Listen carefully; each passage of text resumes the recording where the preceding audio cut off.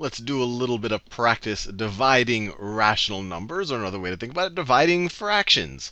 Same thing. So we have part A. Well, number 1, find the multiplicative inverse of each of the following. Now, all that means is if I have some number A, its inverse is going to be 1 over A.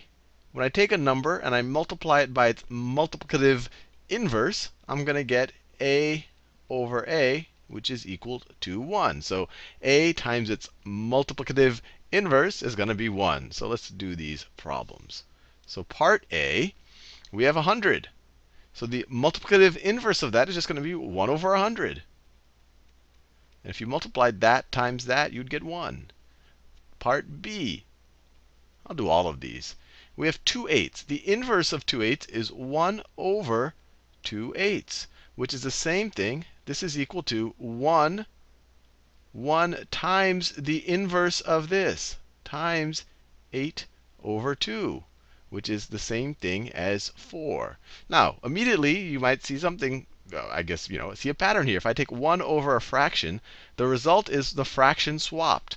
So the inverse of 2/8 is 8 over 2. You just swap the numerator and the denominator. So let's apply that to part C. If I have negative 19 over 21, its inverse is just going to be, you swap the numerator and the denominator, negative 21 over 19. And if you were to multiply these two numbers, you would get 1. The negatives would cancel out. The 21 and the 21 would cancel out. The 19 and the 19 would cancel out. Part 7. The inverse of, part D. The inverse of 7.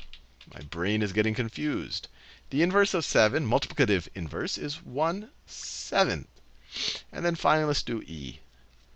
So the inverse of, so they give us z to the third over, so it's negative z to the third over 2xy to the third. So the multiplicative inverse of that, one of the harder words for me to say, is just going to be equal to, so that's the inverse, is going to be 1 over this, which is just going to be negative. The denominator becomes the numerator, 2y to the third over z cubed. And let's go to this next section. Divide the following rational numbers. Be sure that your answer is in simplest form. So I'm just going to do every other one of these problems just so that I don't use up all of your time. So let's do this first one. Part A. I'll do it over here. Part A. 5 halves divided by 1/4. This is the same thing as 5 halves times 1/4. Sorry, times 4 over 1. Times 4 over 1. You divide by something is the same thing as multiplying by its inverse. So I'm multiplying by the inverse of 1/4. So this is going to be equal to, well, we could divide the numerator and denominator by 2. So the 4 becomes a 2. The 2 becomes a 1. 5 times 2 is 10 over 1. So it's just 10. Part B, or let me do every other one. C. 5/11 divided by 6/7. Once again, this is the same thing as 5/11 times the inverse of 6/7. So times 7 over 6. And so we get, this is 5 times 7 is 35 over 66. And that's in lowest common form. And let's see, or simplified form. So E, let's do E. E, we have negative x over 2 divided by 5 over 7. Once again, this is the same thing as negative x over 2 times 7 over 5. 7 over 5, which is equal to negative 7x over 10. I think you're getting the hang of it. Let's do part G. Part G here. We have negative 1/3 divided by negative 3/5. Well, this is going to be the same thing as negative 1/3 times the inverse of this, times negative 5/3. I just swap the numerator and the denominator.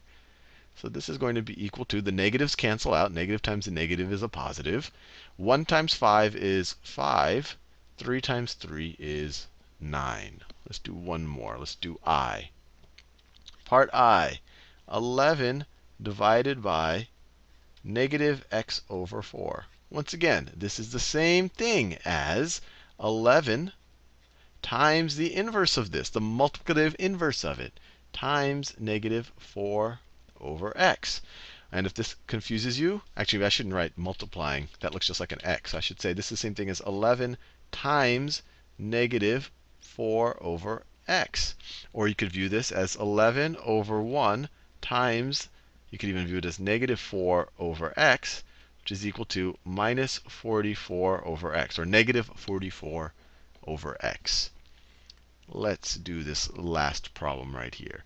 The world's largest trench digger, Bagger 288, moves at 3/8 miles per hour. So its speed, or its velocity, let's write it. I'll call it its rate is equal to 3/8 miles per hour. Actually, we could write it like this: miles per hour. How long will it take to dig a trench 2/3 miles long? So we want to go a distance is equal to 2/3 miles.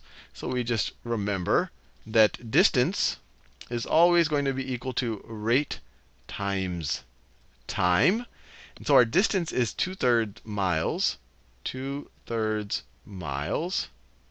That's going to be equal to our rate, 3/8 miles per hour, times our time.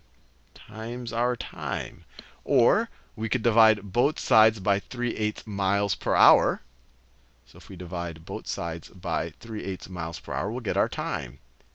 So divide by 3/8 miles per hour. Divide by 3/8 miles per hour. This cancels out. So time, we're going to get time is equal to this. So we have 2/3 miles. 2/3 miles. Let me write it this way. 2/3 miles divided by 3/8 miles per hour. Or another way to think of it, that's the same thing as times the inverse.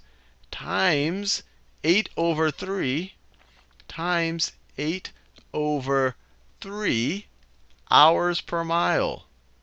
Hours per mile. I just took the inverse of this. We divided by this. That's the same thing as multiplying by its inverse. And we inverted the units as well. And so we'll see that the units cancel out. Mile in the numerator, mile in the denominator. We're left with hours. And so this is equal to 2 times 8 is 16 over 3 times 3, 9. 16 over 9 hours. So like an hour and 7/9, or 1 and 7/9 hours to dig the 2/3 of a mile.